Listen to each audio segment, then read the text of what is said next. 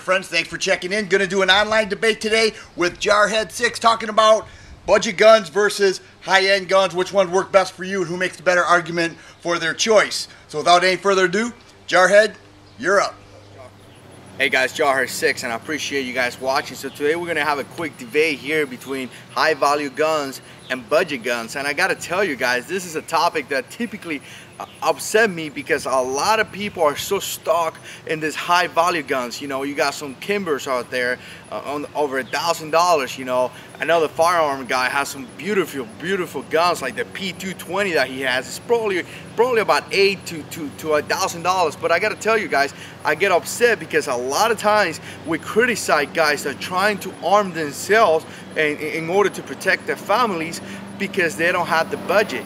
Now instead of buying a Ruger SP101 like the firearm guy has, they have a basic EAA Windicator. And I gotta tell you guys, I carry this revolver for a long time as an EDC, and I still carry it, and it works pretty good. Now guys, it definitely doesn't look like a Ruger SP101. It's ugly and heavy, but it works. If you don't have money, for $269, you could buy a very good firearm that would allow you to protect yourself. Now guys, going into shotguns and rifles, I'm sure Dan is gonna show his pretty shotguns that he has. But I gotta tell you, I got a Rock Island M5 Tactical, and it works pretty well.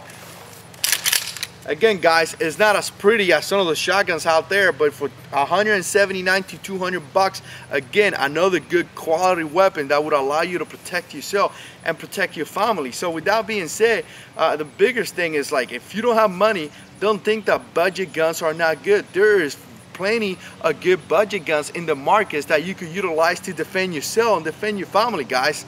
So with that being said, let's see what Dan has to say about this. You know, I think this is where some age and experience comes in. We're not little kids anymore trying to save up enough money to buy our ice cream. And I understand that budgets get tight, there's no doubt about it. But when we talk about protecting our greatest and most precious asset, our family, and we talk about how we're going to do that, we're going to talk about budget guns? Are you kidding me? You know, we want to use the absolute best for that. Because then where do we draw the line? Are we going to talk about, you know, get a budget holster, a little $7 holster compared to something that's really good? You know, you have to look at the best. Are we going to get cheap door locks for our house, or are we going to get the best? See, we have to prioritize things. In my opinion, the best is some of the best quality handguns. You know why they're the best? Because it's made by the best machining. It's made by the best materials. It's proven time and time again to work for years. These have been proven to go on and on. It talks about the SIG P220 being a beautiful handgun, and it is a beautiful handgun. I didn't buy this because it's beautiful. Oh sure, I like to show it off sometimes, but I bought it because it works, guaranteed. Same with the SP101. Okay, good looking handgun, sure, but I didn't spend the money so that I could have a good looking handgun. I spent it so in the case I need to use it to protect my family, I have the best. We're talking about budget. You know, there's a saying I live my life by. It says good things are seldom cheap and cheap things are seldom good. And that's saying every gun you have to have in your collection has to be a high-end gun. I'm not saying that at all. What I am saying is you cannot underestimate the importance of having a good quality firearm when it goes to protecting your family, because if the case were to arise and you had to use that, you'd pay any amount of money to make sure that thing worked exactly as it's intended. Hey Dan, you know what? You're right.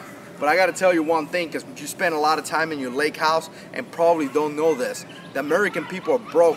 We have no money. The country owes so much money that an economic collapse could happen at any time.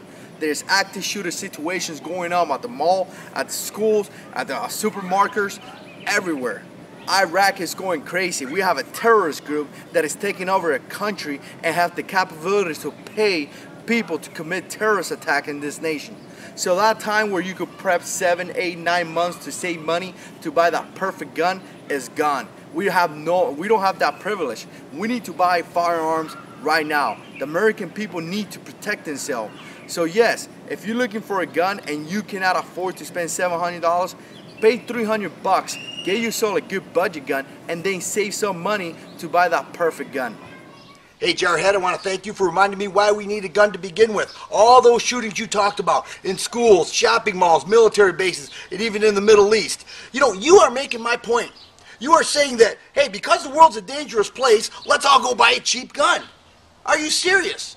You know, there's a sacrifice that needs to be taking place if you want anything that's decent. And if you're going to protect your family, you have to not go cheap. You know, there are some things that you can go cheap on.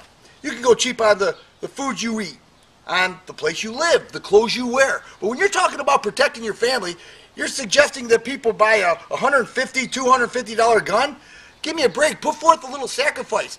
Prioritize what you want and what you need, and get what you need because of the exact argument that you said. The world is a dangerous place. And the last thing you want to hear in a time of need is click and thinking, man, I bought a cheap gun.